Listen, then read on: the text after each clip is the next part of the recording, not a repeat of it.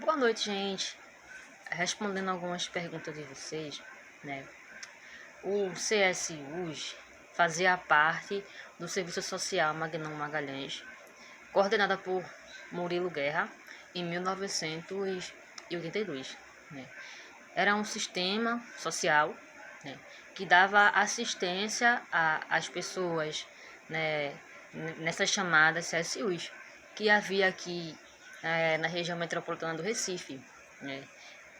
E nesses lugares existiam muitos idosos. Então, em primeiro momento, o CSUs, né, do Serviço Social Agamenon Magalhães, dava assistência a essas pessoas, como alimentação, vacinação, apoio em questão moradia, tá bom? Então, é relacionado a isso. E em questão com a Previdência Social, é mais um porquê, né? Porque em 1980, né, você tem esse processo de redemocratização política, né?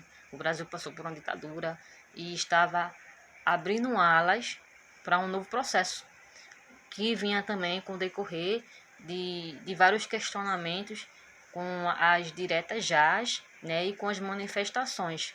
Dentre dessas manifestações, as pessoas pediram por uma reforma na Previdência Social, né, onde o ministro, né, Jarbas Passarinho estava à frente, né, e coordenou essas reformas, né, o que não foi muito aceita pela população, tendo em vista que para você pagar, né, o IPES, né, que é um Instituto de Proteção Social, vamos dizer assim, em questão dos trabalhadores, você trabalhava um certo tempo e tinha que pagar. Quem não pagava essa taxa, né, corria o risco de não ter uma aposentadoria sadia e depender da Santa Casa da Misericórdia, que dava um tipo de assistência médica às pessoas carentes que não tinham condição financeira. Olha o que acontece. Nesse processo, os médicos que faziam parte da Santa Casa da Misericórdia, né, os geriátricos da época, como Léa Leal, por exemplo, que escreveu um ilustre livro sobre isso, fizeram bastante críticas à questão do idoso no Brasil, né, com várias propostas de melhoria. Os médicos que estavam presentes todo o tempo com os seus pacientes viram a situação de abandono deles, que muitas vezes eram abandonados pelas famílias mesmo e ficavam jogados lá.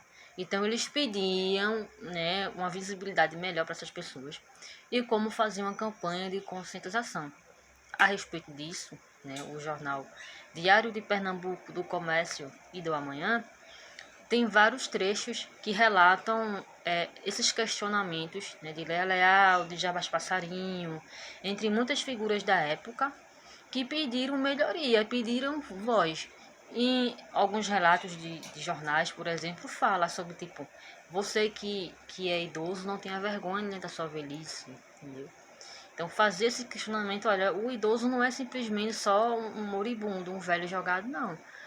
Então, você tem pessoas da área, né, de geriatria fazendo crítica em 1982, um período que é considerado o Ano Internacional do Idoso, tendo em vista que ocorreu um congresso internacional em Viena, onde a ONU esteve encabeçada. Só que, respondendo uma outra questão sobre esse congresso, ele homogeneiza todas as questões sociais do idoso em todo o mundo.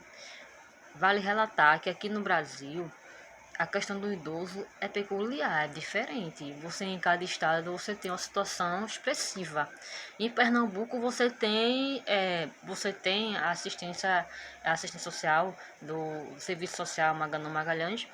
No Amazonas você tem outro e tem lugares que nem tem. Então, tipo, tem as especificidades da organização